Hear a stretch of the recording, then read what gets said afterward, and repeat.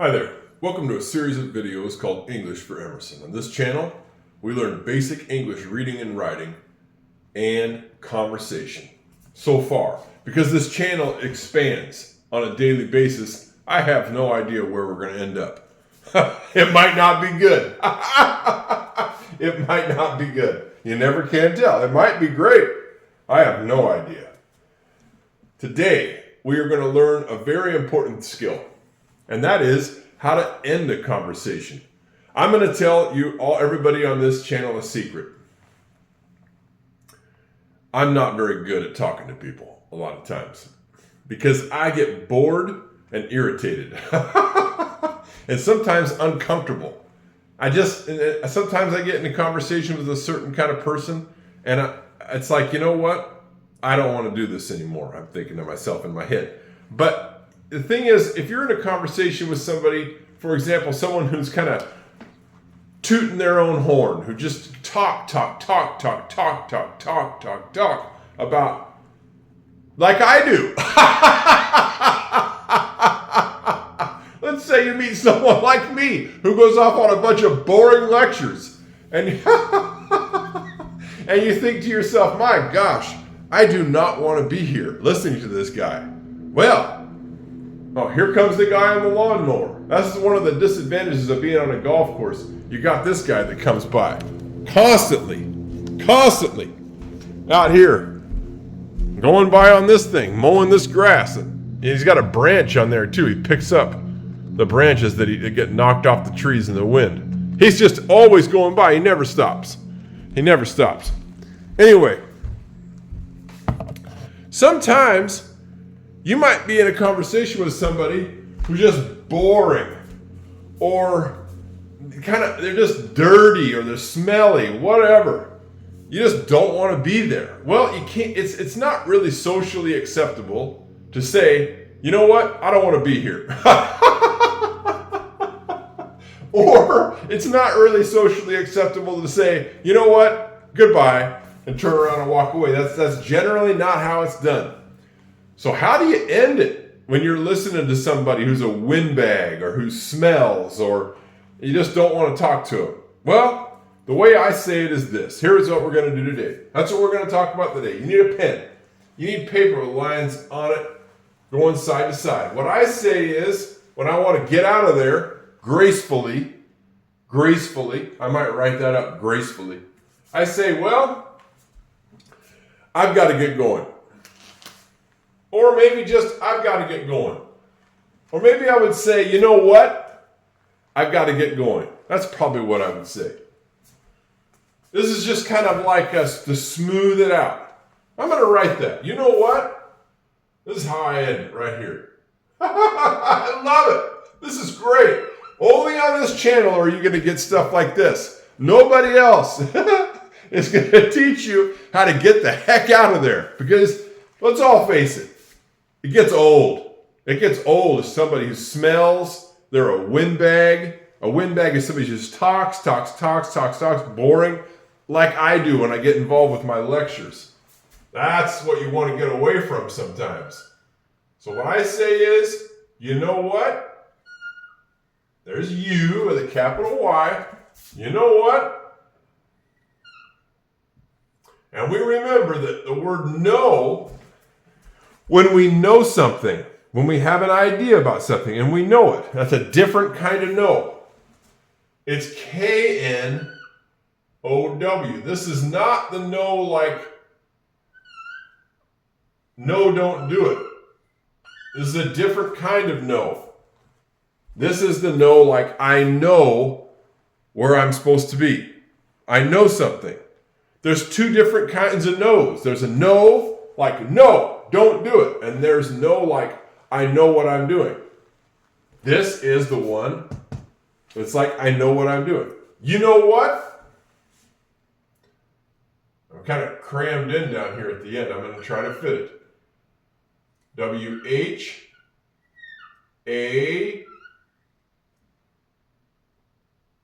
Oh, I'm just going to be able to fit it. Thank goodness. You know what? Comma. There's a comma at the end. This is a good sentence. This is a good phrase to use when you're trying to make a transition. Something I've never been particularly good at, but this is how I break things off when I'm done. And this is an important skill. Let's all say it together. You know what? This is like when you say this, people are going to be, uh-oh, something's coming. Something's coming. You know what? You know what? I got a problem with that. You know what? You need to stop talking. You know what? We got issues. You know what? I've about had it. This is how you start. This is a little transition. Very important. Learn it. Memorize it. You know what? We need to talk. This is a transition. Here we go. Now, in this case, I'm going to say, you know what? I've got to get going. This is not a sentence. It's just a little phrase. And then we end it with a little comma there, a little pause. You know what? I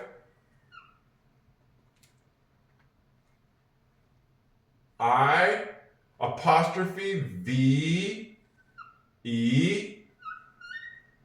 This shortens up the words I have, I'm writing it up here. The apostrophe kicks out the H and the V. The H and the A. The apostrophe kicks out the H and the A. Pow! And it shortens I have into I've. No one's going to say I have to get going. Very, very rarely. They're going to say I've got to get going. Okay? We shorten up I have into I've with the apostrophe.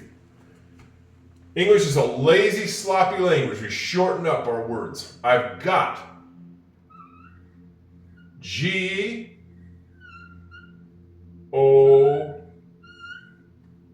I've got to. To is T-O. You might think that to would be T-U, but that's not. Isn't it interesting? Look at all these O's in this sentence so far. I know this is off the subject, but we got an O that makes the sound oo for you. We've got an O that makes the sound O in no. We've got an O that makes the sound ah in got.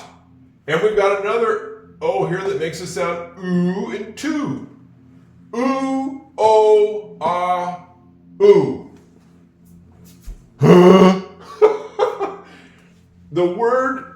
The letter O can make a lot of different sounds, and there's more than that. That's English. It makes absolutely no sense. None.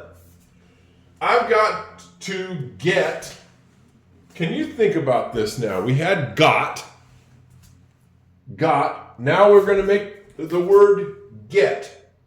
How do you think you would spell that? Get. I'm going to spell it G-E-T. I've got to get. G-E-T.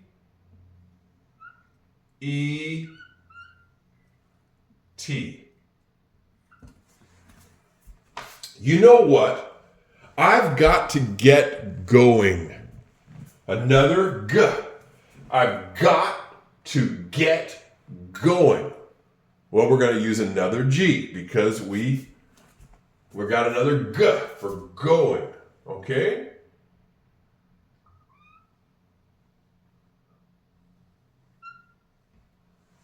And then obviously the next letter, this is going to be an O for go. Hard to write down here in no man's land. And then we remember, for the end of the word going, we can hear it. It sounds like ing. I've got to get going. I've got to get going. Can you hear the ing, going? We know that the sound ing is made by an ing. I've got to get going. Ing.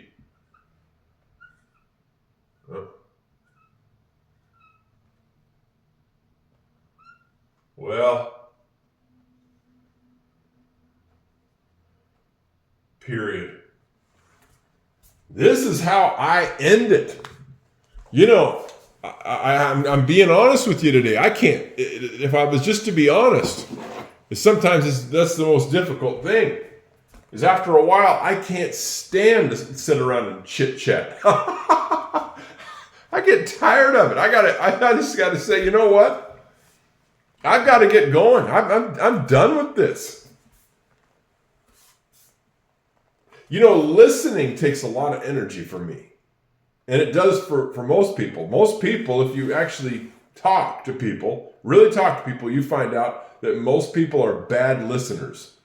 It takes a lot of energy to really listen to what people are saying and not try to interrupt and say what you want to say. It's actually quite difficult to sit around and listen and really hear what people are saying. It's a skill.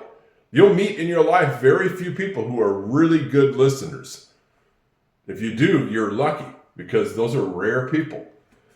So what happens to me is after people talk for a while, because I'm not a very good listener, to be honest, I get tired of it and I say, you know what? I've got to get going.